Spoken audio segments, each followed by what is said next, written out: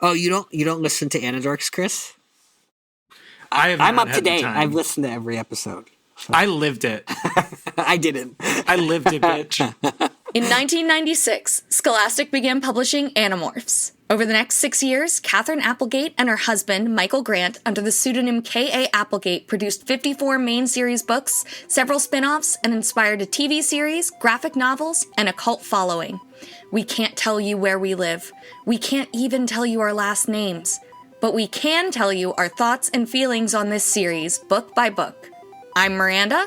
I'm Eddy. And I'm Chris. And we are the Anidorks.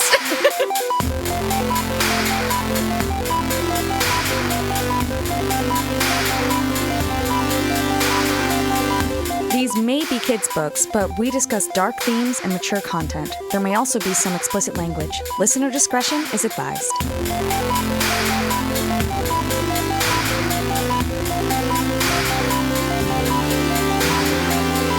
Well, we have a very fun chapter coming up here. It's a Chapman. I've said this for like frickin' ever at Chapman this point, 12. and I just thank you. Chapman 12. Thank you for honoring my request and my existence therein. Chris, I can always tell when we're at the end of a recording session when I listen to the episodes because your voice... Because I stopped doing voices. Your voice gets a texture to it. I think it's also when you've had a certain amount to drink. Like, there's like, you relax a little bit, but there's also like this like raspier texture to it. Do you know what I'm talking about, Miranda? I don't think you gotta brew some throat coat. I don't think that's the... I think it's a good thing.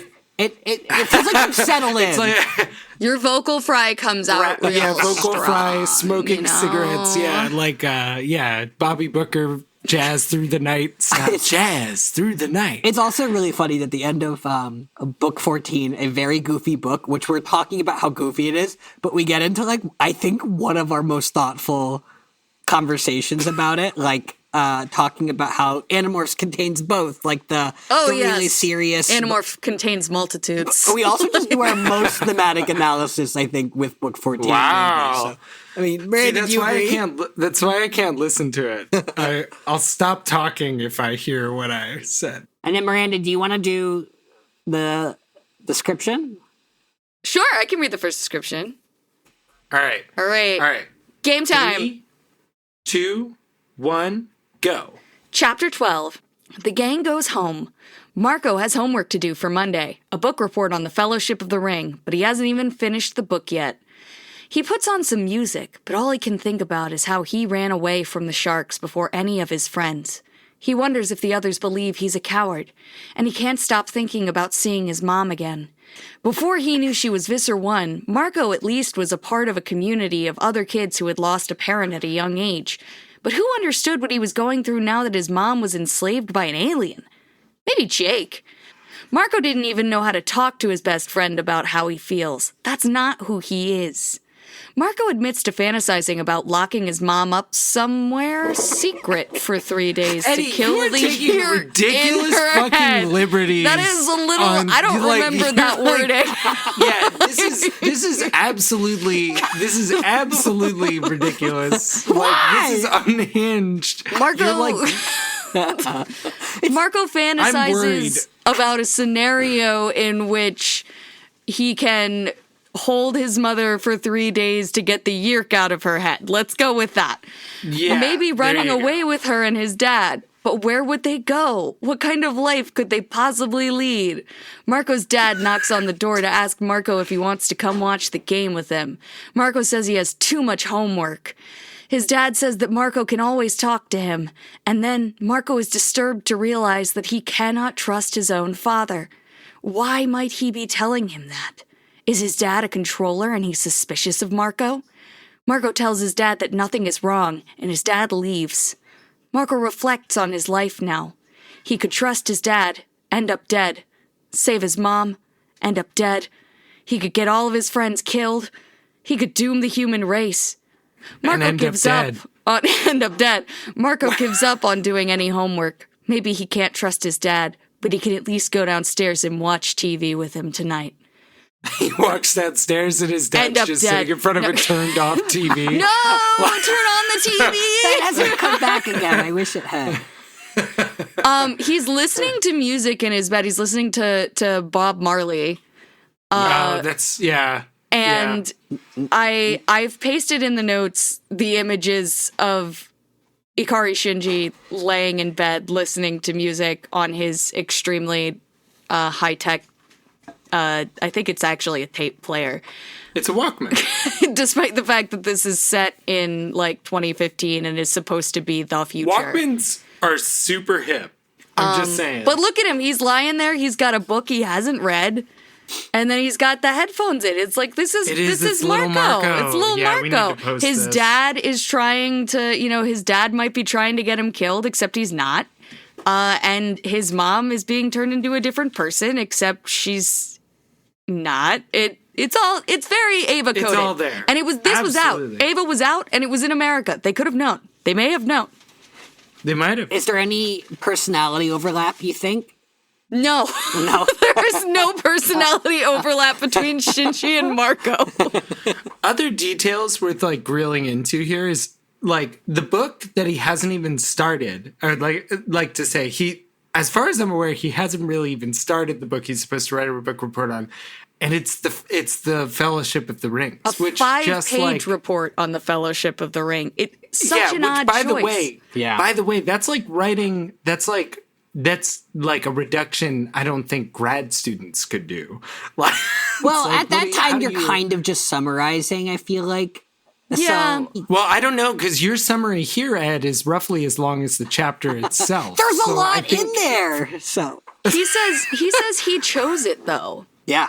He was like, what was I thinking choosing a book this long? And he's like, well, I was supposed to have started reading it months ago and it would have been fine. And I'm like, but you chose, I don't know. Because sometimes I remember there being things where, like, I feel like you got credit sometimes for the book being harder or, like, longer and things like that. Mm-hmm. So he's like, oh, well, if I pick a long book, then I can half-ass a report and still get a decent grade.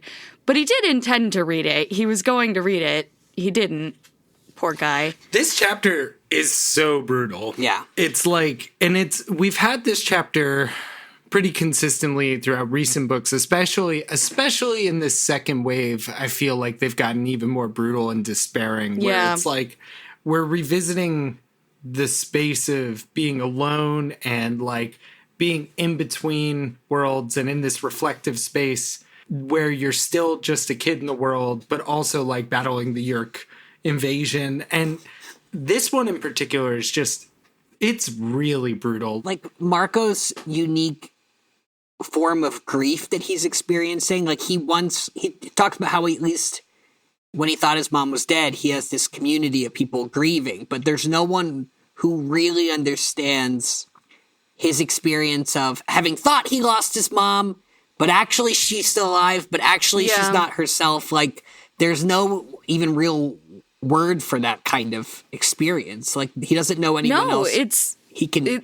talk to. And even if he could talk to Jake about it because they have a similar situation, he doesn't actually feel like he has the words to. Or maybe he doesn't feel like he has the words to, but I also think I really identified with him in this chapter because I really identified with the sense that if you're not performing the version of yourself people are used to, they will stop liking you.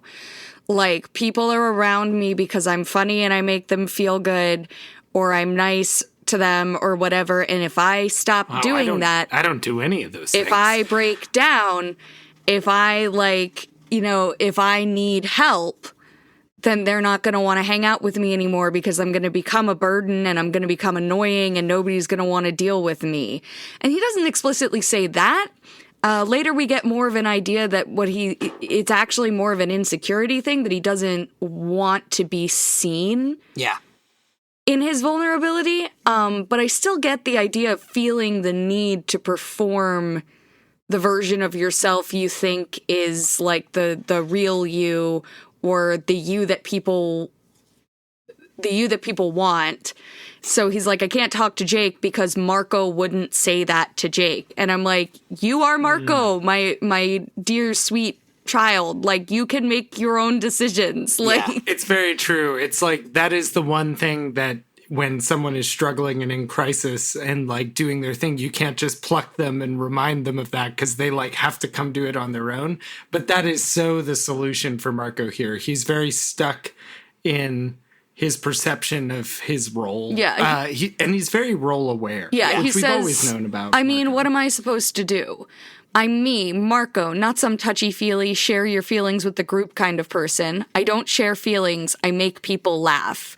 And that, too, is like, I feel like that's an archetype that we see in media and in real life a lot. Like, the people that are hurting are using their energy to bring joy to other people because that's what they want to do, but like B, that's, I don't know, maybe that's what they wish someone was doing for them. Like, Yeah.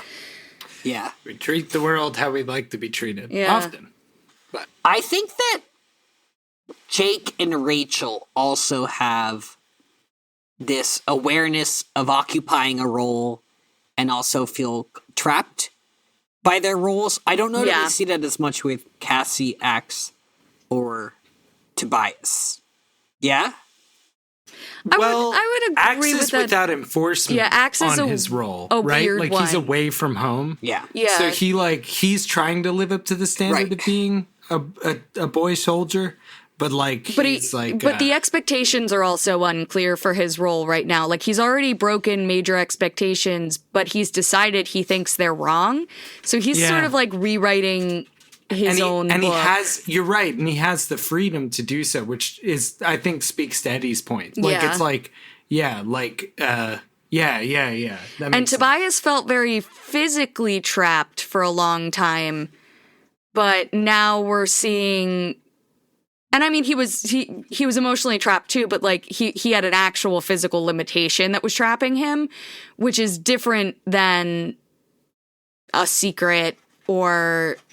It's also like- like the books, I'm still processing how I feel about Tobias's arc and narrative. It's like so fascinating how like it's so fascinating like how legible Marco's strife is for me, and then like how like something about being a bird makes it a lot harder, whereas it's like with Marco it's like his mom is missing and like I don't know. There's Yeah. very clear things to latch onto with Marco for sure, and like identifiable, even if you haven't been through them yourself, very like identifiable markers where you're like, you can compare your experience to Marco's in a way that's very hard to compare your experience to and Tobias. yet I think the books do a really good job with like I guess I'm saying all of that to say like I am realizing how deep and it's like how trapped can a child feel? Let me count the ways is Yeah. the subtext of this entire and also just like series. that the series wanted to take on describing to you an existence like Tobias's, which really, I mean, Right. Yeah. there's a lot of trans allegory to it, but in terms of like actually being trapped in a hawk body, that experience doesn't exist. They're trying to bring you into an experience that is completely illogical and fictional. And Yeah, They do a great job. It's hard. It's definitely very hard to.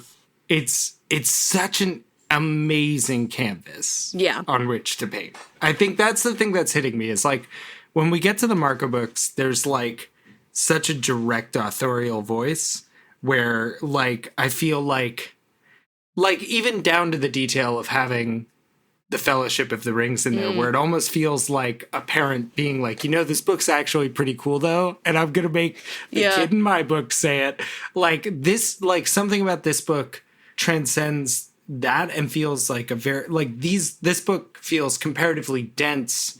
But then when you realize what's happening with all the other kids, Yeah. I don't wanna like, linger- It's still all there. I don't want to Yeah. linger too long, but I will say we have talked before about Marco actually having a great emotional intelligence in a way that some of the other kids don't. And so I think this book actually really speaks to his ability to speak about his feelings Yes. at least in his own mind, Yes. in a way that Tobias struggles with. Absolutely. Like getting to the heart of what's wrong with like what Tobias's problems are is hard because Tobias isn't sure what Tobias's problems are a lot of the time.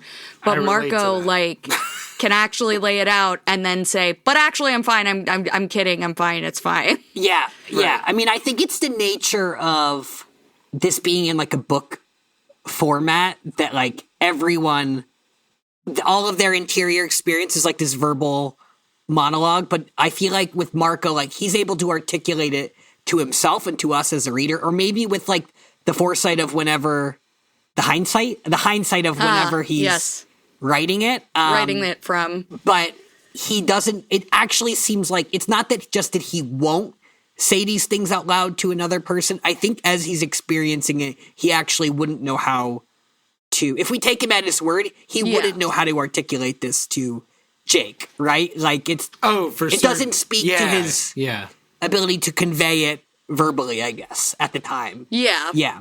I feel like I said that in a really complicated way, but no, you're good. I think I understand. Like, just because we're reading the book and of him talking about how he's feeling, it doesn't mean that he could just speak those words out loud to Jake, I guess. Well, yeah, and I think you're right, because that framing of him recording all this for history. Yeah. Like, and this being like the most flavorful version of this, it's totally, plausible to imagine him becoming a writer for like a late night show. Yeah. He has a writerly touch. Yeah, yeah. I do just want to like underline the Marco's loneliness, like how we're talking about him being trapped within a role, but I feel like he's also like, to me, this also, we talk about it with Tobias, but Marco, because of his secret and because of his circumstances with his dad and trying to maintain his secret, both his secret of his mom being alive and he's not telling his friends that, but also his secret of being an animorph. I feel like the closeted vibes in this chapter are really strong. Yeah. And just that, like, he's trying to read his dad for signs of something. Yeah. And his dad, who's actually just being a good dad, is giving him, like, it's not making Marco feel safe. Like, his dad's doing everything he can to make his son feel safe, but it's actually making Marco distrust him. Right, because he's paranoid. Because he's paranoid. He's paranoid that he's picking up on things that Marco doesn't want him to pick up on. Yeah. It's definitely, It's definitely like something I remember us talking about last time was how Marco's tactical reads, especially on like he's the first one who ever like beat a tactical retreat. Yes, he panicked and fled is how he sees it, but like also like you got to live to fight another day. Like if it's the right response, it's the right response. Like do your thing. And I wonder, like I do think a lot about like, if his dad, who's pulling down engineer money, was like, let's take a cruise, like it would be first of all, be a great setting for a book because like there could be Yerks on the cruise trying to get him then or some shit. But then like there might be this really cool space where like Marco's like, we're past the 3-day mark. I've been with him the entire time. Yeah.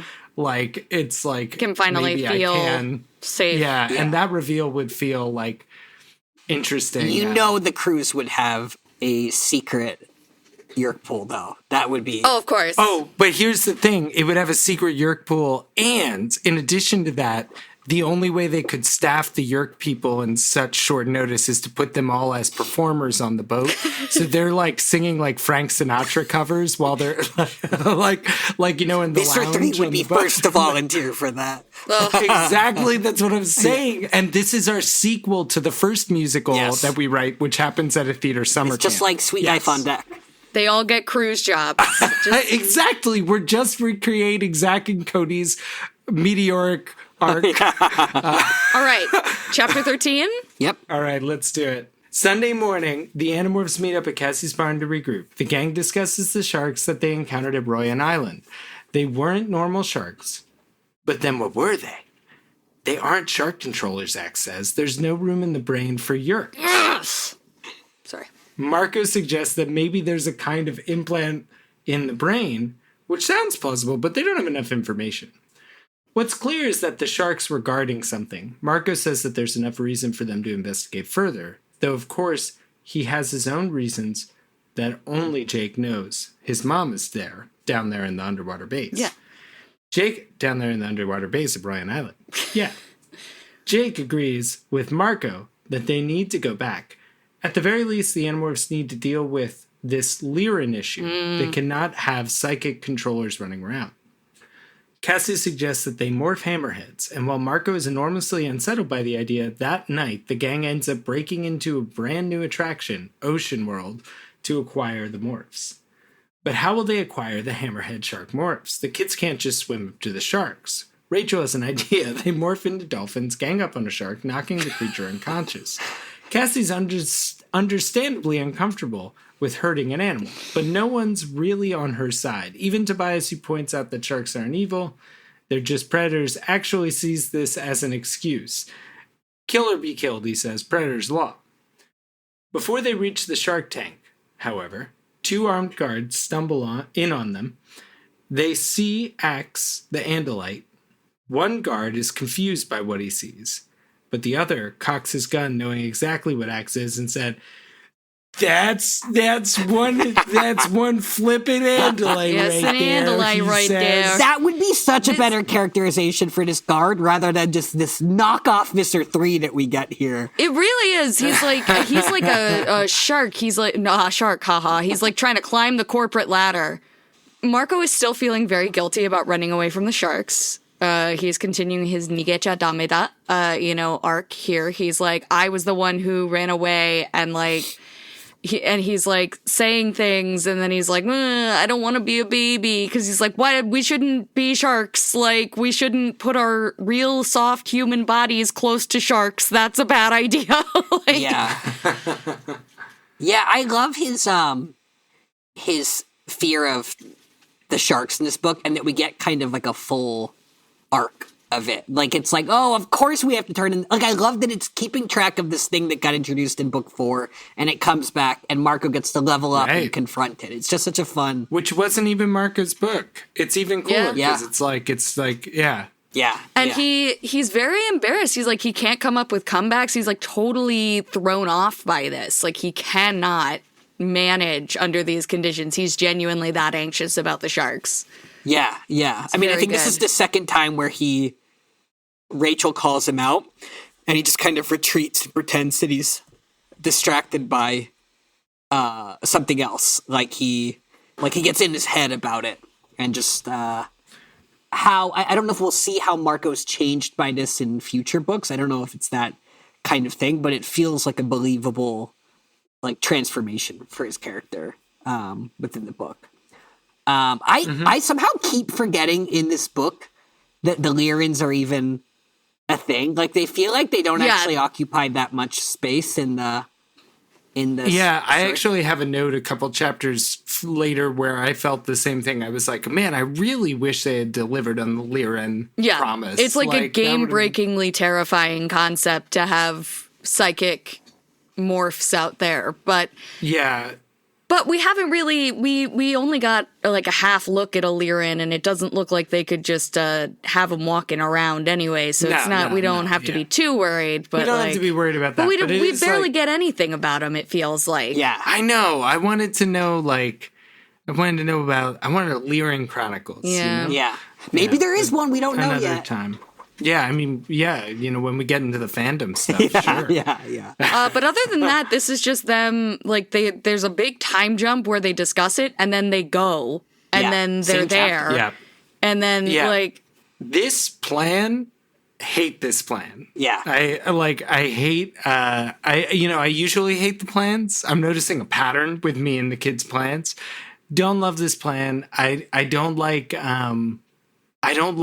also don't like that this, as we're about to find out, this ocean world is as well locked down and secured as freaking Zone 51. Yeah. 91. Or 91. Armed guards. Zone 91. The Yerks are Armed there. guards. I Right. don't like aquarium tunnels. I'm going to be honest. They look really cool. I'm very scared to be in them. I don't want to be in them. I've never do been in like one. them.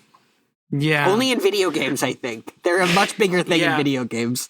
Why, that's an Andalite, son. That is certainly an Andalite. That's a 4-point Andalite. Is this Now just steady your rifle. crossbow? Steady your crossbow.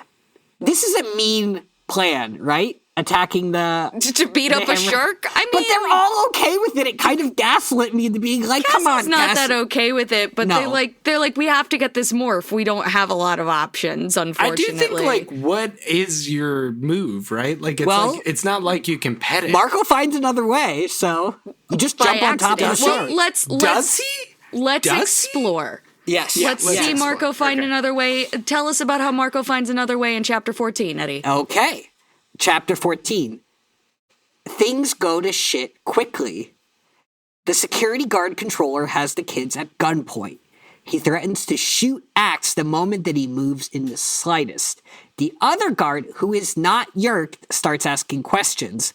The controller immediately pistol whips him unconscious and begins monologuing about how he'll get the ultimate promotion for capturing an Andalite bandit. Marco rolls a charisma check and tries to create a distraction. Tobias seizes the opportunity, attacking the controller's eyes. The controller drops his gun, and Marco tries to pick it up, but it goes off in his hand, surprising him. This whole scene was kind of confusing for me. Marco drops the gun, and the controller ends up with it again, firing blindly. All of this gunfire attracts other guards to the scene. The Animorphs flee deeper into Ocean World, winding up in a plexiglass observation tunnel that passes through a large tank of fish. But before they can reach the other side, a guard enters the tunnel through the opposite door. Now they're surrounded. Marco suggested Axe slice open the plexiglass tunnel before the guards can reach them. Axe swings his tail, cutting a large gash in the tank that quickly shatters as the water begins flooding in.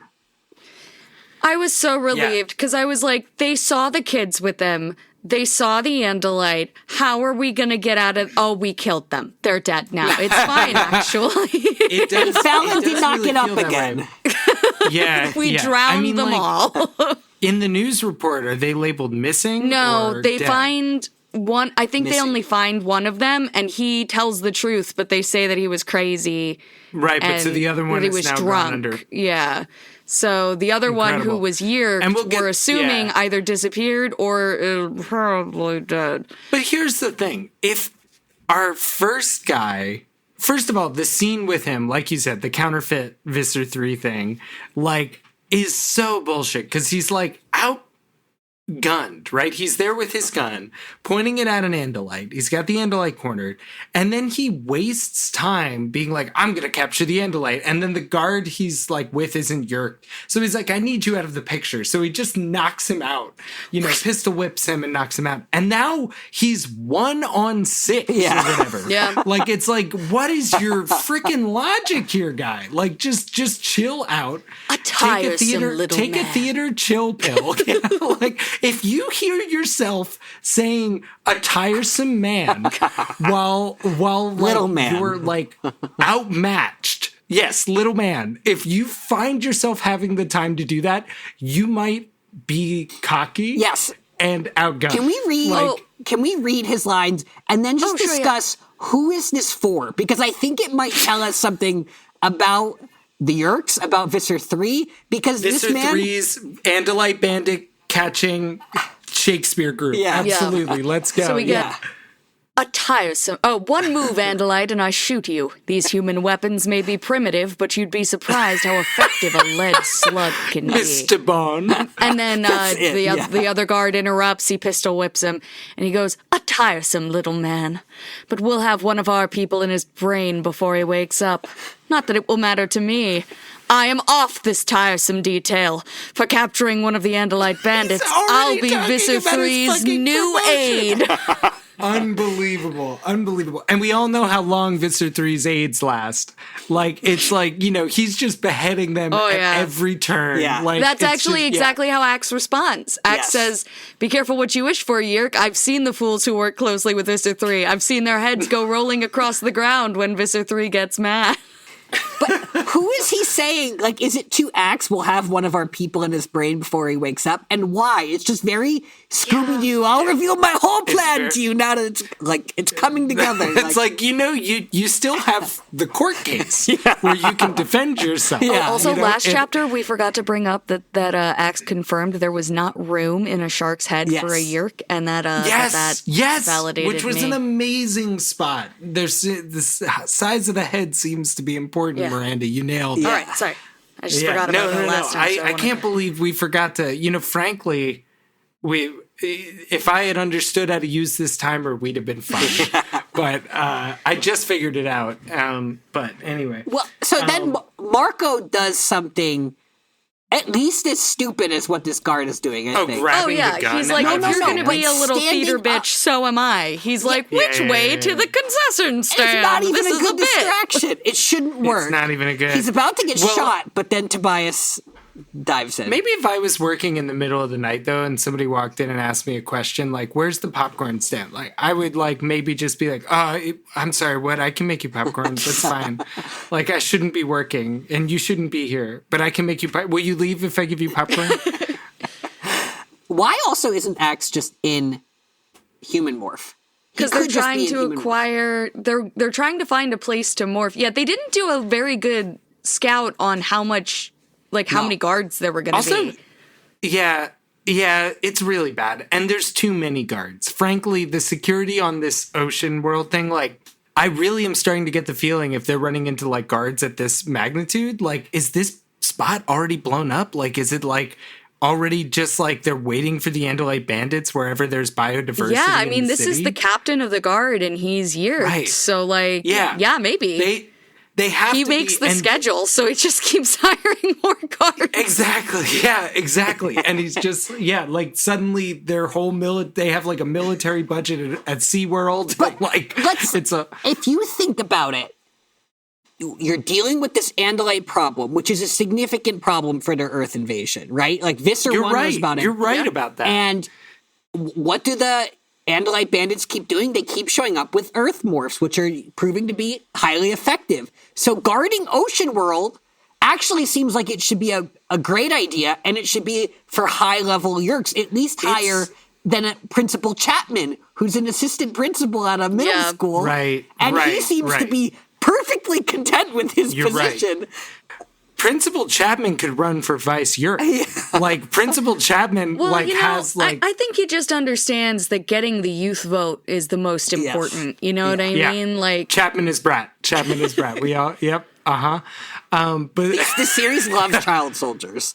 So it makes sense. Mm-hmm. But I agree with you. I think, like, this is actually one of their best strats for catching the Andalite bandits. And in a way, whoever this guy was, I would have loved another Innis... 5'8", whatever. I would have loved that. We don't get that here. We don't get a Yerk name. But I would like... Just Yerk the other guards. Like, Yerk all the guards here. Yerk all the guards. They'll work together. Yeah. Throw some resources at the problem. Why Yerk one guard at the aquarium? Have you seen this one weird guard? Oh, do you He's think so weird. They just started this underwater base? Is it maybe is it new? Is it maybe like they needed information about the species that they were going to be like encountering? Could be. That could make sense. Could be. It's thematic. I like it. So the guard fires blindly, which is, I don't know how none of the kids get shot. I know. A, that. B, I know Axe is the one that shatters this plexiglass tunnel, but I'm not convinced this was bulletproof. Right. Like, he might have done this. In fact, they end up deciding that that's probably what happened, is that they shot their gun in the tunnel and it exploded. Which I did not need my intrusive thought about water tunnels to come true. I know. In this book. But they're fine. The kids are fine. Dangerously heavy, and there's a high risk of them getting crushed or killed. Kids, don't do this. Don't go to the Camden aquarium and get your friend with a sharp tail to slice open the tunnel. Should we have guns? Do we need guns in the aquarium? Because both guards had guns. Squirt guns. This is also squirt guns would feel appropriate. Pre-9/11. Yeah. A super and soaker? they have guns in the aquarium. They have guns, but no here? security cameras. Think about it. Yeah, think about it this way. If you're at an aquarium with a super soaker, you see a fish that looks a little thirsty, you give it a little squirt. That's pretty cute. Just a little yeah. Now it flops, and it's like, thank you. Not effective in the plexiglass tunnel, though. No. And not effective if you get into the tank. But what are you doing in there with the squirt gun? You should have an air gun. All right, chapter 15? Yep. Chapter 15. Water floods the tunnel, knocking Marco off his feet and further into the tunnel. He knows that he needs to morph, but morph into what? A dolphin needs to be able to surface in order to breathe, and he isn't sure that he can do that in time as water floods the tunnel completely. Marco considers morphing into a trout, but then a hammerhead shark appears, begins stalking him, and he swims away, suddenly a good swimmer.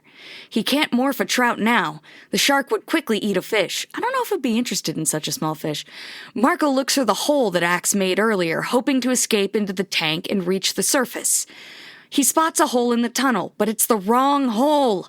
Too perfect of a circle, so cute and round. Marco doesn't have any time, though. The shark is right behind him, and he is running out of breath. Marco swims through the hole, ending up in a vertical tunnel, almost like an unbirth. He manages to reach the surface inside, finally catching his breath. He quickly tries to assess the purpose of this tunnel. It's about 3 feet wide with a metal grill at the top. Air conditioning, he realizes. The hammerhead is rapidly approaching Marco. Panicked. No. The hammerhead is rapidly approaching. Marco, panicked, plants his feet on one side of the tunnel, hands on the other. He shimmies his way up out of the water, just out of reach of the shark. But this is a temporary solution. He can't escape the tank this way with the grill at the top, and eventually his strength will fail and he'll fall back into the water. As his strength fades, Marco decides that when he falls back into the water, he'll acquire this shark's morph. Hopefully it will enter the typical trance-like state, unlike that dolphin from earlier in the book. Marco's limbs go out, and he falls, screaming, on top of the hammerhead shark.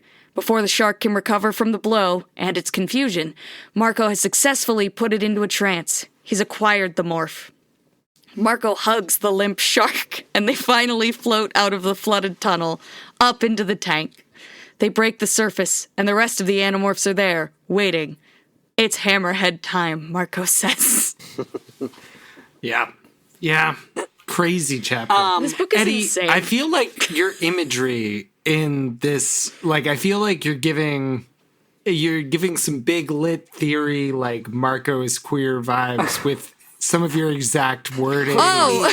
Marco chooses the wrong hole. Well, like some of society, that. Hold on. So society says it's the wrong hole, but it seems like the right hole. one. It's the right hole for the right time. It's what he needed at that moment. Right. So, can I just say, some of the action in these books is so specific. Like Marco going up into this air conditioning tunnel, Pressure walk. Yeah. and it's like I could just. Trying to summarize it and then realizing, like, wait, I have to now really properly understand what he like. It gets so specific and so it's not always like the most intuitive thing. It's not how you would expect Marco to get out of that situation. So you kind of end up having to describe it. It's there a was funny a whole thing. Ninja Warrior obstacle like Right, that, though. yeah. Where you had to, Yep. pressure, hands on one end, feet on the other. And I think they reset it. Eventually, they started to reset it in between contestants. They made it variable. Because one of the first times a woman ever made it to stage 2, it was simply too large for her. And she could not even, it was like the first obstacle, and she couldn't even start the course. Because it was simply too far apart. Oh, Yeah. Well, this was perfectly Marco-sized. Yeah. She calls you'd it been any pressure larger. walking. That's right. He needs to be short. Yeah, she does call it pressure walking. Also, when Axe cuts the hole, they missed a real opportunity to call it an axe hole. Oh, And then true. later, they call it a gash. Yes. Yeah. They give us both the quarry words. we were Marco all so should on have about. told Axe to say, "Here's Johnny." Here's Johnny, but- and put your face in the hole and Yeah, then get but he crushed didn't. by Yeah. 10,000 pounds of water. Yeah. Did you guys watch the clip I sent you of how heavy water is? No. Water is heavy. When did you send It's it? really heavy. Was it heavy water or was it regular water? It's in the notes. So if you guys just give it the $3 level on the Patreon, you guys can see. I'll the consider YouTube it. But how much I might heavier? tweet it out, though. How much heavier is heavy water though? It's somewhere in between heavy snow and heavy rain. Oh, Yeah. I'm actually curious about that now. Jason. I might have to Google this. That's what I was Yes, thinking. yes. Oh, Heavy Snow, the sequel to Heavy Rain. Oh my god, I was just watching that video of Connor, the android failing. No, sorry, that's Detroit Become Human. But when he fails every quick time event and he's just flopping and falling and stuff, it becomes a comedy. It's so funny. Didn't we watch failing that quick time events in those games is So funny. Yeah. it's a good time. I do think that him having this insane moment of confronting his fear that is so pressurized with other fears, such as being submerged underwater, being trapped in a tight space, being in the dark, being shot at. Like, it's like literally compounding fears. It reminds me of like this video that I saw recently where the kid was afraid of the dark, I think I was telling you about. And the mom's like, "What are you afraid of?" And the kid's like, "The dark." And then she's like, "Oh, that's perfectly normal. In fact, people are afraid of everything. Why, you remember our neighbor across the street whose house caught on fire?" Could happen anytime. But no, but We could all die at any moment. That was very scary. And adults are, it's just so comically like out of touch. And the kid like is soothed by this and finds his way back to sleep. What is this from? But I would just, it's like a public domain video that I found. Yeah, on it was archive.org. wild. Yeah. From the same time period as what I'm talking about, which is I've learned that deuterium is 10% heavier than regular water. Heavy water I figured is it would 10% be about whatever the difference heavier. in the atomic weight would be. What's no, because it's deuterium? like, It's what's an known as heavy isotope water. of- Yeah, yeah. it's deuterium. it's an isotope of the, which one? It has an extra neutron. Hydrogen? Where does it exist? Or which one has the extra neutron? Is it Deuterium. the oxygen or the... Oh, D2O. Where is? So it's hydrogen. It's It a becomes hydrogen isotope. deuterium. But where So do it's you the hydrogen. encounter Yes, this? it's the hydrogen that has the extra neutron. Yes. Where do you find deuterium? It's It's an isotope. It's one of the things Explain they to me what you mean. researched when trying to make the atomic bomb. There's a great moment in Oppenheimer where they get like a story out of Germany and they're like, they're researching heavy water. They've gone the wrong yes. way. We're Yeah. going to do it. Like, An isotope, we define like atoms characteristics, like what the atom is by how many protons it has. I don't know if you remember this from high school. It's just a vocabulary but it's like- word for me. That's what I remember. Okay, Yeah. so there's protons and neutrons or whatever. If you have like a certain number of protons, that defines what atom you are. Like if you're hydrogen or helium or like something like that. But like you can have differing amounts of neutrons, and there's like certain amounts of neutrons that are more common than others. And they call non-common ones isotopes. Like, so Yeah. it's like deuterium is hydrogen, but it has extra neutrons for some reason. yeah, it has an extra I neutron. don't know I can give you why, the quick wiki. Well, you can make it happen is why, but I don't know that it ever happens by itself. The quick wiki definition of an isotope is isotopes are distinct nuclear species of the same chemical element. They have the same atomic number and position in the periodic table, but differ in nucleon numbers due to a different number of neutrons in their nuclei. While all isotopes are given of a given element have similar chemical properties, they have different atomic masses and physical properties. There you go. Okay. This doesn't They also matter. do definitely occur naturally. Oh, Like, some do. I'm just yeah, not sure that heavy yeah. water does. I think it does. I think that's part of what they were. That's why they were thinking of it as a resource or whatever. But anyway, I think the only thing I want to hit here is Marco hugging the Marco shark. hugging his fear. Yeah, Yeah, hugging he the hugs shark. his fear. He hugs his way through it. yeah. Well, in many other fears, you know. I mean, we it's, all want a Gaur-Gura. Oh, I can't say her fucking name. Gaur-Gura body pillow. Gaur. Yeah, I would get a gargoyle's body pillow. That sounds really cool. Gaur-Gura is a shark VTuber. She's very cute.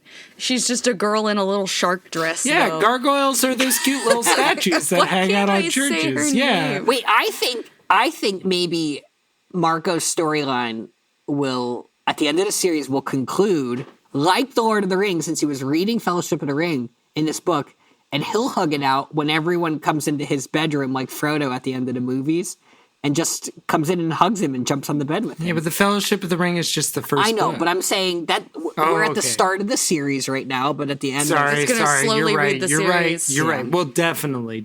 I just think- with these nerds, right? Michael Grant and K.A. don't they all run Appleby. into his room and hug him at the end of the third movie? Is that right? Frodo? Sort Thinking of. The Wizard of Oz. Don't they come into his room? No. I'm sorry. Wizard of They Oz. hug him and they jump on his bed with him is how I remember that scene. Some of them do that. Not all of them do that. It's also the scene that gave rise to the idea And you were there? that And you were there? that Legolas or that Frodo doesn't know Legolas's name in the movies because they barely interact.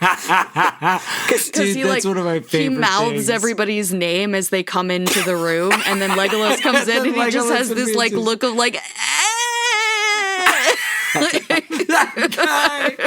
That guy. There's theories that RuPaul doesn't remember the name of the last person to win RuPaul's Drag Race because on probably like true. in all of these interviews, RuPaul's like saying like interviewing a couple queens and then gets to oh my god, who I can't remember her name. So apparently forgotten she's the just very name. forgettable.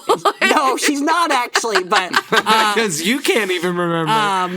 but Nymphia Wynn, that's her name. And We'll have to take your word RuPaul for keeps it. saying, and you, I like to call you Banana or Betsy. something like Yeah. that. And they're like, why do you like to call her Banana? Is it because you don't actually know her name? But she keeps coming up with these ways of getting out of saying Nymphia Wynn. So, okay, should we jump That's to funny.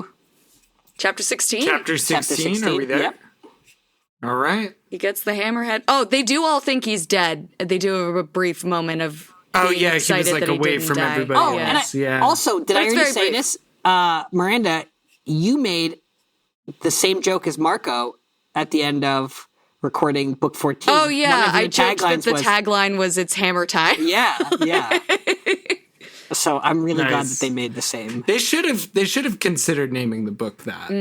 It's Hammerhead time. That would have been really good.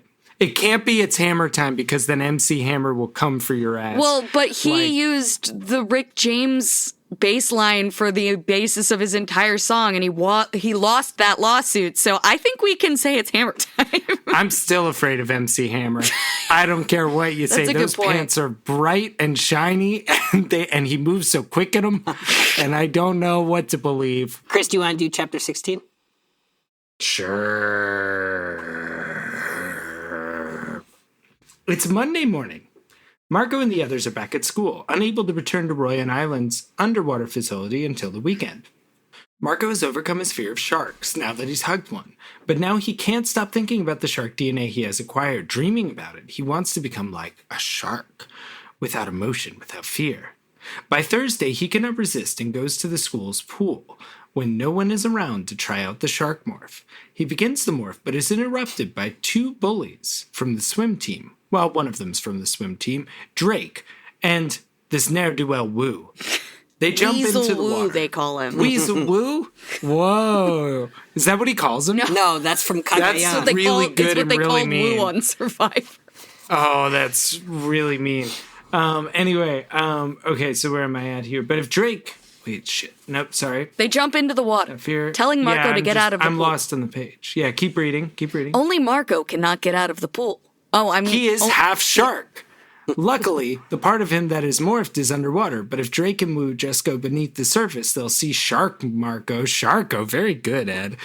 Sharko realizes he's in a bad spot.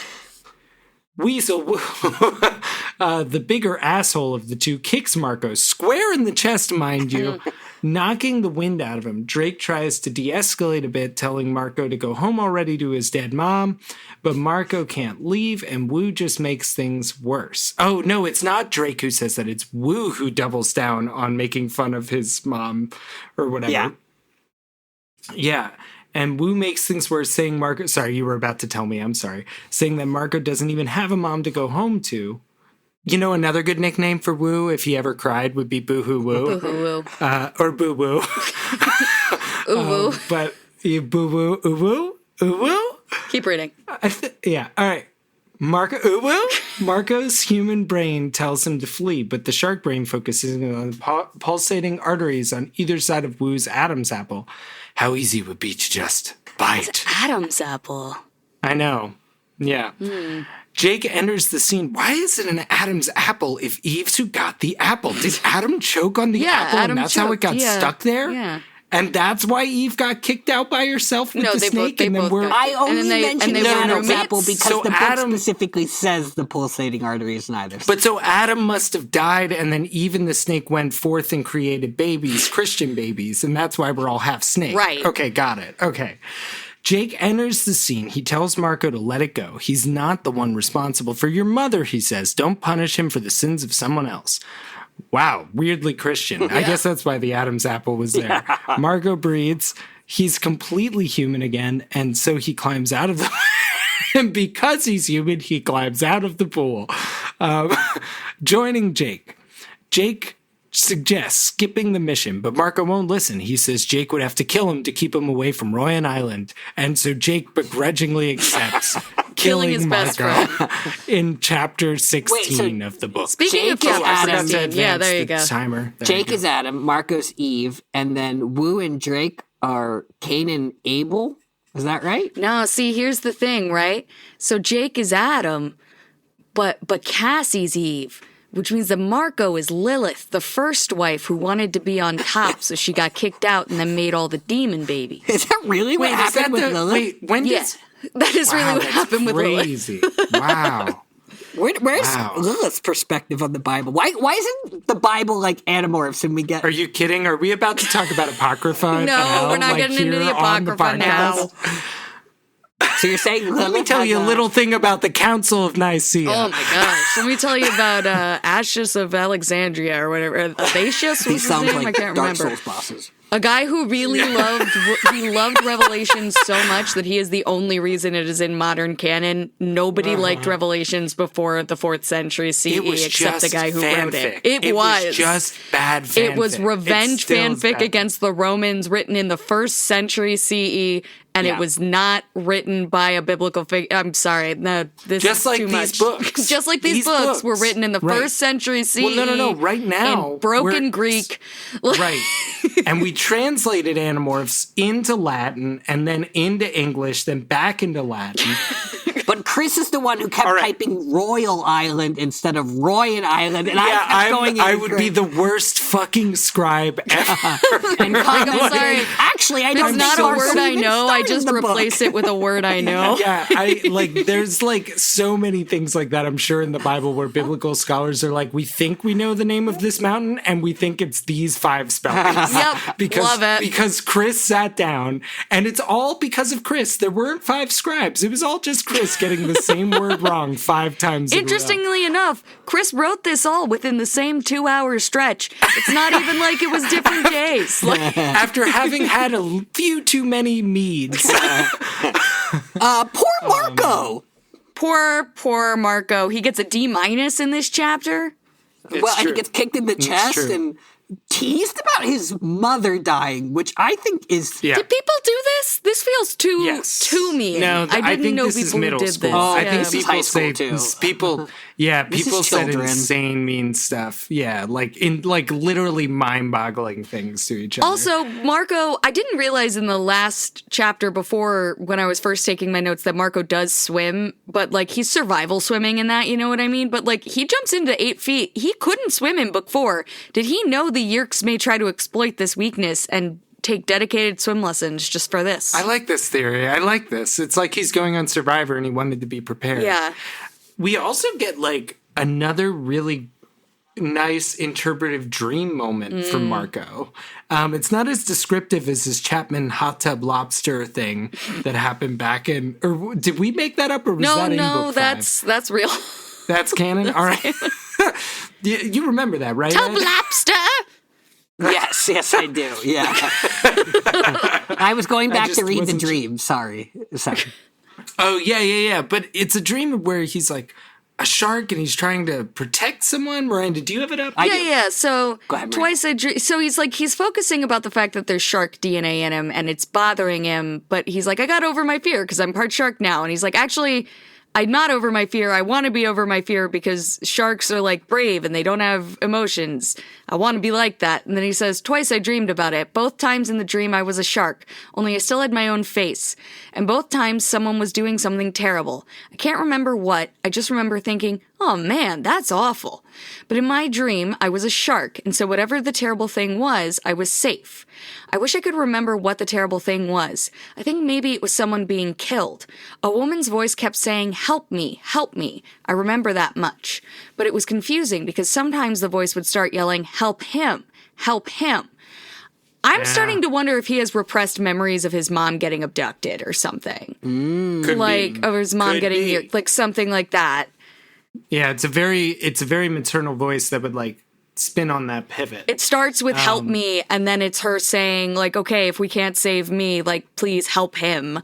Like, So, Do you think he was on that lobster cruise? yes, yeah. A 3-hour Remember tour. when we imagined a 3-hour tour. Marco's mom going out to see, we got this thing about a knot or something, a knot had that had, Yeah. oh, yeah, it Yeah. was an untied, like, a loose frayed knot was the only thing left on we the got boat to her that she drowning crashed. above ground. And we were like, oh, frayed like his love for And it was her. like, it was, yeah, and it was like before we knew. Yes. It was before we had confirmed. It was right before we found out, I think, because I think it was when did we learn? Book 10? Book 5. We learned in book 5. 5, yeah. And so it was like we were finally getting Marco's perspective, and we learned about the boat and that everything that had been on the boat had disappeared. And we were like, oh, this is starting to get more suspicious. Like, this is definitely Yerky. Right. Like, Yeah. Can we talk a little bit, and we'll keep going with this the rest of the book, but so Marco's, right before the part that you read, Miranda, about the dream, Marco says, instead of obsessing over being scared of sharks, I found I was obsessing about the shark DNA inside me. I wanted to morph that shark. I wanted to be it. I wanted to know what it felt like to be so relentless, so unafraid, so totally without emotion. And I just want to talk about, so Marco's going to get fixated on the shark and what it can do for him and what it can help him escape from about himself, but also something he wants to be. Just what does Marco want from the shark morph? Is that like his emotions are scary to him and being a shark would free him from that? It would give him permission to act? Like, what is the thing he wants? Go ahead, Chris. Or no, I've been relating to this thread, but yeah, no, it does feel like he's overwhelmed and wishing that he could just solve his problems. Like, he's like, okay, my problems are these things, and the emotions of solving these problems are too much for me, and I wish I could just like turn that off and make decisions about how to like, yeah, is how I read it. It's interesting to hear you say that, because I can totally see that. I'm not discounting it at all. That is somewhere that I definitely am in my life at times where I'm like, I wish I could turn off the emotional part so that I could like do the executive function part. It's like turning off the noise, kind of. Right. But for me, this felt much more sort of sinister and almost drug-like or alcohol-like in attempting to numb himself in a way that could become very dangerous if this continues to be a feeling that he's seeking out from his morphs, that he morphs creatures with like low emotions or predators that don't feel fear to live in that brain. That's dark. Let that brain take over. We saw it a little bit with Tobias in book 3, even, where he was like, sometimes all I could do to get through the day was try to let the bird brain take over so that I didn't have to process, what it meant to be in the situation I was in. But friends don't let friends morph animals. well, that's right. The like name that's of this what chapter. Yeah. And so I was like, oh wow, this sounds a lot to me like people who are God. talking about it right before they start doing like opiates. Right, And but I'm then like, that casts a "Ugh." huge light backwards on all of like Jake's discomfort with recreational morphing. Yeah. And, like, it's That like, he thinks it could be used as a tool, not just that could get you in trouble, like with the Yerks or with the outside world, but that if you rely on it too much, because Rachel does it too. She goes off flying as an eagle just to clear her head because her parents are getting divorced, and he rips her apart for that one. But it's also just like, dangerous to try to remove yourself, try to pretend the situation's not happening. Well, and I think I think this speaks to. I actually think there's connecting threads, obviously, between the things that you two are saying, but also, Miranda, to your point about it being like a dangerous thing, this would be really cool foreshadowing if what this woman that he hears in the dream, who like he wants to save his mom, but we think this is his mom in the dream, and she's saying help him, because maybe it's him speaking to some part of himself that's kind of scared of who he's becoming. Like it's,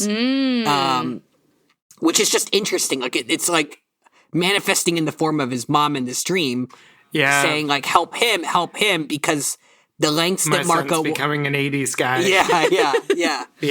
yeah, and Doing the drugs. yeah, it's just really interesting. But I think also That is really interesting. I kind of feel like the thing that Tobias said about that's the world of predators, kill or be killed. That's something that I would think all of these kids would be at risk of adopting that worldview, because I feel like that's what being a child soldier or any kind of soldier, that's the mindset you would be at risk of succumbing to, right? Oh, Yeah. I would, and one would imagine it would be completely impossible not to. Yeah. Like it would be like And how, dangerous like I not feel to. like that's why, right? Like for your own survival, you can't be examining things. Yeah, I think it's gotta be why so messed I think up. it's why Cassie's pushing back so hard against it, is because she knows if you don't push back, you will just by default fall into that sort of thing. There's no room for gray actually in the stakes that they're playing in, and ambiguity and thinking about that could be dangerous. Yeah. Yeah, only real other major note, other than how sick the line, he's not the one responsible for your mother, don't punish him for the sins of someone else, is that they call him Marco Roni. I just think that's... And with like Elfie, Yeah, it's like I just we got think- Elfie and Marco Roni. It's not I really think fair. it's- And we Jake and Drake and Woo are not speaking in the same register, which is just making Drake and Woo look bad when they're saying Marco Roni Yeah. and Jake's like, don't punish him for the sins of others. Like, Yeah. yeah, he's got like Cillian Murphy, Peaky Blinders Yeah. energy, or like I don't It's know. like He's if, got if like it's like if serious, Peaky like- Blinders Cillian Murphy showed up in like Inception. yes. yeah. That's what You I go meant. 3 layers deep in Cillian Murphy and Inception, and he just morphs into Tommy Shelby. Yeah. What movie did he watch with Tom that he's actually quoting there when he says that to Marco? Like, it sounds... Maybe it's the It feels like he's about to watch the first Spider-Man with Tobey Maguire. Yeah, but it won't be out for several years. I know. Okay, chapter 17. Chapter 17. I can't believe. Yes, let's do it. I can't believe Jake killed Marco in this chapter. The other thing I guess bleeding into this is just that Marco possibly being endangering the rest of the crew with his personal... With his fear, that's something that we didn't Yeah. hit. He's not just embarrassed about the fear, but he's worried that he'll get so scared in a moment that he won't be able to back up his friends. Yeah. And Jake's kind of worried that he's like in over his head in terms of emotional investment too, which I think we saw with Yeah. Rachel recently. Yeah, Rachel, he wasn't giving his usual song and dance, or no, he was giving his song and dance about not wanting to morph sharks, and then he tried to play it off and was like, but who's scared of sharks? And she's like, you are. And he's like, I had no comeback. I was just frozen. I wanted to talk about that moment too. I know like we're technically in our next chapter, but like Rachel being so matter of fact is just really interesting to me, because I didn't get the vibe that she was like being particularly mean in that moment. No. Like she was just being ridiculously matter of fact, but also not particularly compassionate. Like, and it's like I like the consistency of character there. Yeah. Like, Yeah. there's something about that version of Rachel that I find is She's very consistent blunt, and but not satisfying. necessarily. She's not antagonistic. She is sometimes, Right. but she's like. Well, she is, yeah. But she's not always doing it to be antagonistic. She's just like, cut the shit. You know what I mean? Yeah. All right, so chapter 17? Chapter 17. It's the weekend again. That could only mean one thing for our beloved Animorphs. Beach trip. Beach trip! The beach of Royan Island, of course, to morph into hammerhead sharks and infiltrate the underwater base wherein Marco's Yurk-infested mother engages in diabolical schemes involving psychic frog people. Before they morph, Jake pulls Marco aside to check on how he's doing. Marco is defensive. Why wouldn't he be all right? Jake explains that before any other mission, Marco would be freaking out about how they're all going to die. But today, Marco is tense, quiet, weirdly gung-ho about the cause. His energy is making the gang nervous. Are you breaking up with me, Marco? Jake asks Marco if maybe it's like time. he called them all by their first names, and they're like, Rachel? Axe? Jake asks Marco if maybe it's time that he told the others about his mom. Marco is upset about this. How will it help the others if they know that he has his own personal problems going on? Jake says that he didn't think it would help the team. He thought it would help Marco. Marco shakes his head no. It doesn't help to have people pitying him. He had enough pity during the year after his mom died. Marco says that pity makes you feel small and weak. He would rather have people hate him than pity him. No one hates you, Jake says. But they would pity me, Marco replies. When he goes back to the others, however, Marco puts on his best impression of himself. This whole plan is insane. Insane, I tell you. Cassie reminds everyone that they're doing a new morph today. New morph means new instincts. Be on your guard. Everyone begins morphing into sharks. Marco clears his mind of everything, including his mother. He notes that when he thinks of his mom nowadays, he thinks of her two ways, the mom he lost and the visser she's become. He wants to save the former, destroy the latter. But as he finishes morphing, the feelings go away. The world becomes refreshingly simple. The world was nothing but prey, Marco says. Nothing else existed. Moms, dads, fear, or joy. As a shark, he was nothing but hunger. And Marco smells blood. Yeah, Oh, boy. ironically, his own blood. Yeah, 'Cause he it cut does. his hand as he was morphing. yeah, well, thanks for spoiling the next 2 chapters. Yeah. You can cut that. No, it's fine. It is fine because I noticed it the whole time too, that he mentions that he cuts his hand on a shell as he has his no fours moment. Well, and as we all know, after a no fours moment often comes a Chekhov's blank. So it's like, if something happens right after an all fours or no fours, it's like, pay attention. I was actually This could be surprised you thematically didn't important. mention Chekhov's brain implant. I'll tell you what. I am embarrassed by that joke now because. What do you mean? But I just, you're like, Eddy makes fun of it. And I it's thought you like, meant, okay, yeah. And, Yeah. Oh, Yeah. that's... I don't make fun. Chris would rather be hated than pitied, actually. yeah, Eddy called me Chris O'Roney the last time we hung out, and it really got under my skin. Crispy cream donut. Oh, dude. I had Chris- crispy chicken growing up. Ooh, crispy chicken. But because Oh. Chris was in Wow. 3rd grade, we had 2 Chris's. Jake is such a good friend in this moment. He really is. I love how much it says about his dynamic with Marco when he says that he was thinking of That it Marco. would help you. Yeah. Yeah. And the way he looks almost, I forget how it gets described, but he almost looks hurt that Marco misunderstood him, is the way I read it. I do think he kind of loses the thread. I'm holding him to too high of a standard because he's a child. But when Marco says that he would rather have people hate him than pity him, and Jake says, no one hates you, I'm like, you I lost thought the it. same You lost thing. the thread. Yeah, That's- he does. you He lost just it. didn't Yeah. understand though. Like he actually just didn't, and like it didn't feel like it felt. It felt like a genuine innocence and accident, not in the way it would if you were reading a book for an adult, where you're like, oh, you're just shitty at relationships and don't care to listen to your partner. It's like this is a huge step to actually be like, I'm looking out for you. And he doesn't go on to mention that, like, hey, you're a member of the team too, and things that benefit you benefit the whole team. Like, he doesn't draw it out that far, but that's kind of like what he's getting at. And then he immediately, like Marco pivots and he doesn't pivot with him. He just, like, can't I heard pivot it more with as him. like he had an active listening moment that was more like it wasn't even I didn't hear what he was saying. It's like, you should do this for tactical reasons. No, like, I don't think so. I just mean, I think I feel like where Jake was leading up to with that, if he'd gotten to keep talking about that, is like, I was doing it for your benefit. And hey, we're a team, and things that benefit not a team as a tactical force, but a team as a group of friends. And I hear things what that you're benefit each other, regardless of who it specifically benefits.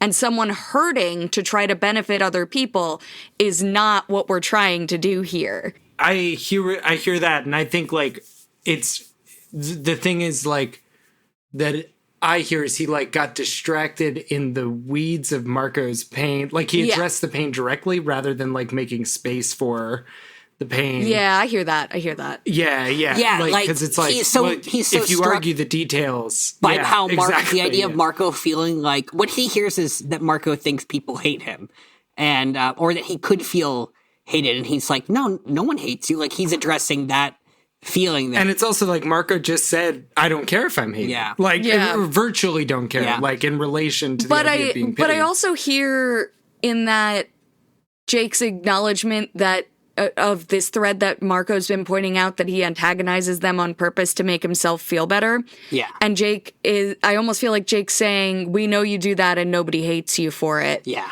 And he's like, cool, I don't care. But they will pity me if they know the reason I'm doing it for real. So he has a fear, and even more than a fear of being pitied, which is maybe the word he's using for it. He has a fear of being seen. Yeah. Like, I think he read as uncomfortable when he learned that people were clocking that. Because now he's not as able to control the situation as he wanted. Right. Just like how he became suspicious with his dad the second he clocked that his dad was paying attention to how he was feeling. He was like, I don't like being examined, and I would like this to stop. Am I so bad that I'm actually eliciting this kind of attention? Yeah. Right? Yeah.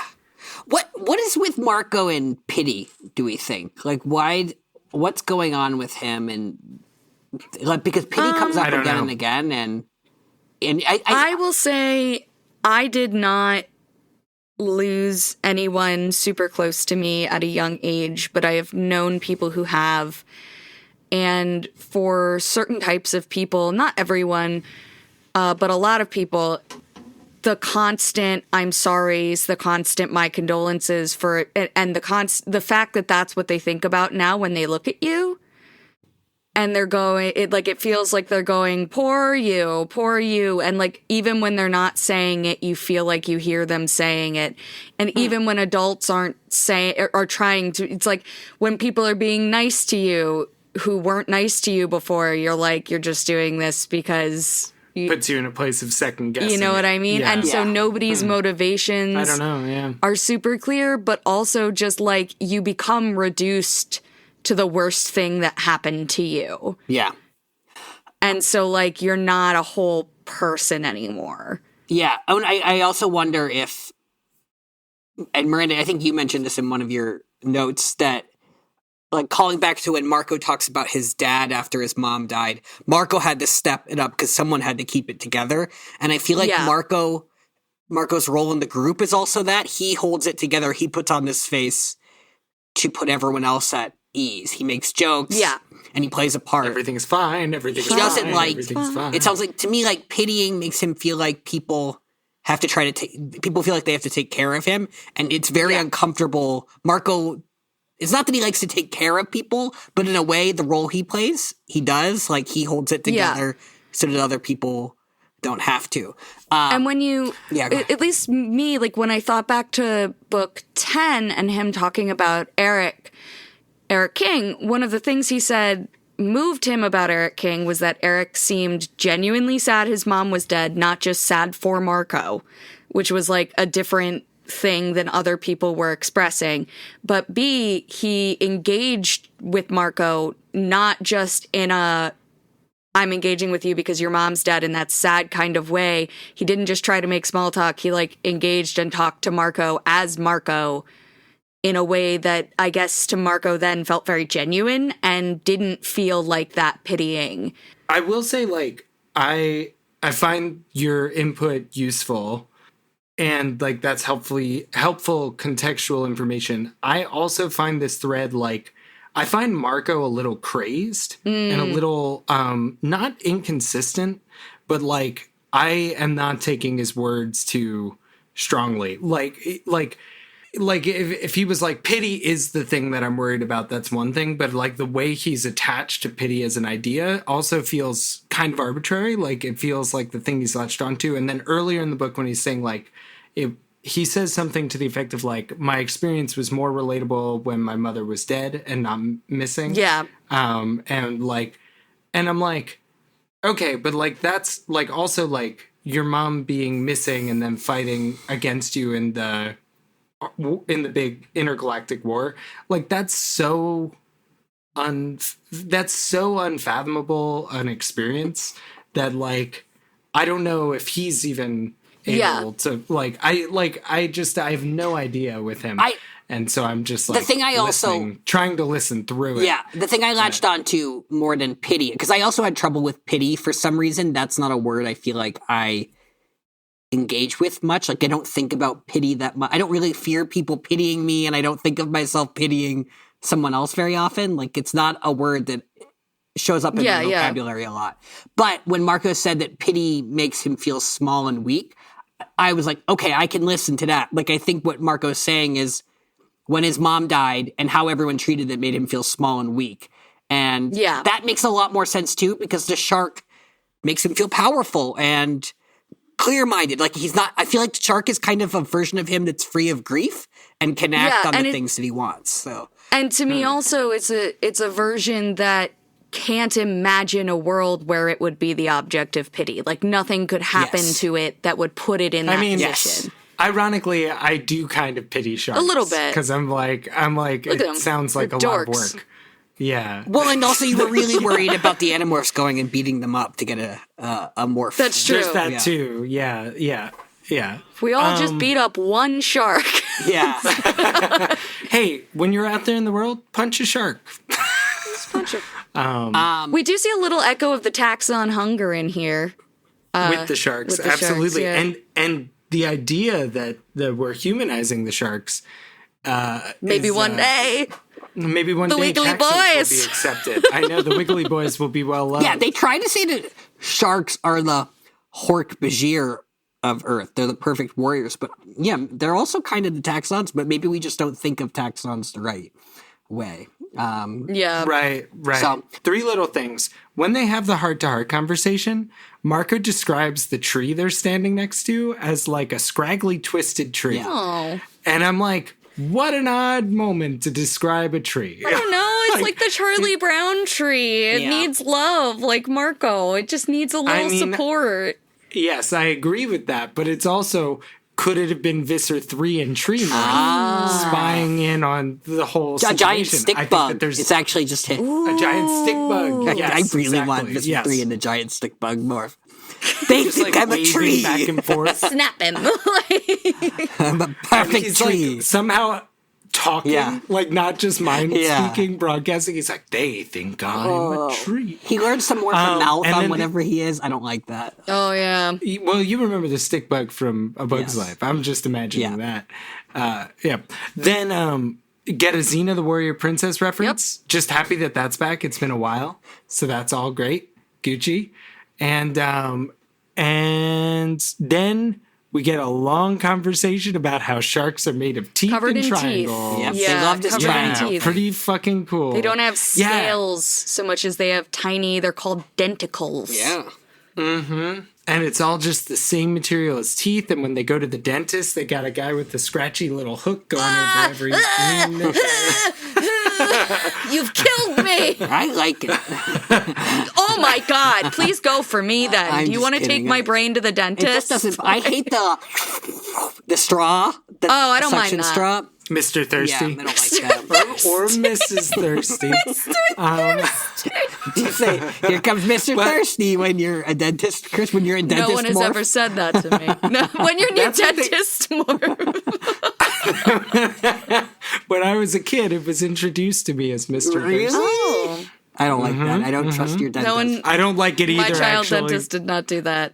He Child would dentist always Probably say, very, very much so had the same child dentist. that's I'm not possible, kidding. but we changed. This is going to be the same person. But it doesn't matter. Just one of them said to me, open wide like an alligator, and I really liked when he would say that. That made me happy. Chris, do you have another note, or do we jump to 18? Just that I love the aesthetic of the teeth and triangles, and I had a lot of fun picturing it. And in the book, they kind of like spend a lot of time on it. Like they spend a couple paragraphs on it, this idea. Well, pointy and is they're bad. like hyping it up in this.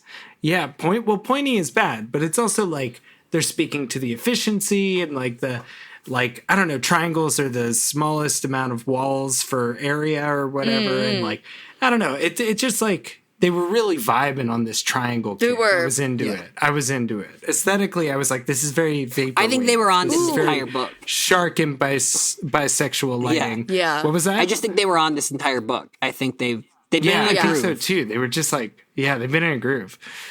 Chapter 18. Marco and the gang get a little lost in the hungry shark mines, triggered by the scent of blood. They track the scent. The blood should lead Marco and the others to wounded prey, to food. But it doesn't. The track leads nowhere. And then Marco's own brain breaks through. He remembers that when he was morphing into the shark, he fell and scraped his hand on the ocean floor. The blood he was smelling was his own human blood. Marco is able to regain control of the morph and then manages to shake everyone else out of their shark instincts. Their pride is shaken a bit, Marco tells us. They thought they had all mastered morphing, but the shark instincts were unusually powerful. The shark knows what it wants, Marco narrates, and there is a terrible strength in knowing what you want and having no doubts. They swim right up to the underwater base without any trouble this time, their hammerhead shark morphs easily fooling the guard sharks. Love a guard shark. They stare through the portholes of the base. Here is a busy cubicle area. Here is a private office. A woman enters the private office. She is hard to make out through the distorted glass and the water, but Marco identifies her immediately. He can't think of anything funny to say. It's that woman from his Frankly, dreams. neither can I. Yeah. Yeah. Oh, that was funny. That was good. It's the woman from my dreams!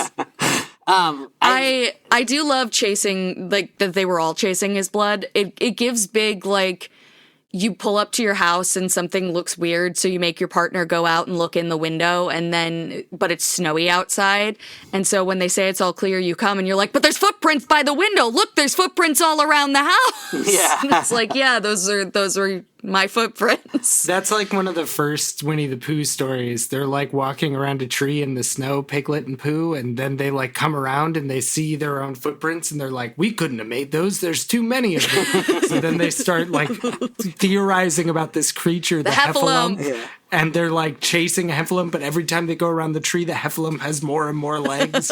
That's so funny. It's really good. For some reason, guard shark made me think of, we were taking some standardized test in high school, and every standardized test, like, they would know if anyone had tampered with it because it had this adhesive strip you had to peel off to open the booklet, and there was a note by the adhesive strip that said, "Mind the security seal."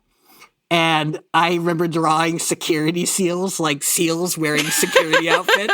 And they had like clubs, and they're like, mind the security that's seal. so good. It was just, Oh, they had clubs? That's meta. that's true. I didn't think about that. Yeah. I was like, you totally grabbed the word club because the semantic. Because seals link just there. love playing with them? Is that what you're talking about? So clubbable. Yeah. So clubbable. kidding. Seals love to go clubbing. Lovable and clubbable. Yeah, all that. This really is just this is just a little chapter for them to get into the base and for Marco to see his mom. Nothing else really happens this chapter, and Yeah. that's where we're ending off for right now. It's true. It's a hell of a book. We're not moving through this one as fast as some of the other books. No. We're not like other books. Yeah. We're it's a pick-me deep podcast. Marco book. There's a lot of feelings. Yeah. I do want There's to. not a lot of horse racing. Yes, there's true. no Seabiscuit chapter in this one. Would it have killed them to put in some shark racing? Yeah. Maybe. Seen Seen those things? They're covered in teeth. Yeah, every time I go to the aquarium, it's fun. So I don't know why Marco's having such a difficult time. Do sharks chew by like two sharks rolling up against each other with like a hoagie in between? I don't know, but that sounds beautiful. Because if they're made of teeth, that could be like how they just chew by sort of moshing or moshing. Moshing, yeah. Conching. Conching. Taking the Conching. Yes. Taking the granite rake and going back and forth. Can I throw That's out one thing that was in this chapter that I like? Throw it out. Because throw it out. We don't when need Marco- we don't need this where we're going. Throw Marco it out. looks in the window and sees his mommy. And that felt really mean, like I was bullying Marco for some Was reason. really mean. Thank you, Drake and or Woo. Yeah, like Yeah. I'm sorry, Marco. But he says earlier in the book that comedy only works at a distance. He says some version of this. And that when you get too close to something, tragedy seeps in and comedy goes away. And I feel like that was a callback when he looks in the window and he sees his mom, and it's like the tragedy that he's dealing with comes in and confronts him, and that's the moment where he can't think of anything funny to say. That is a good moment. Good. Yeah. Good eye. Good eye. That's what happens for us reading these books over and over and over again. And we're going to have to...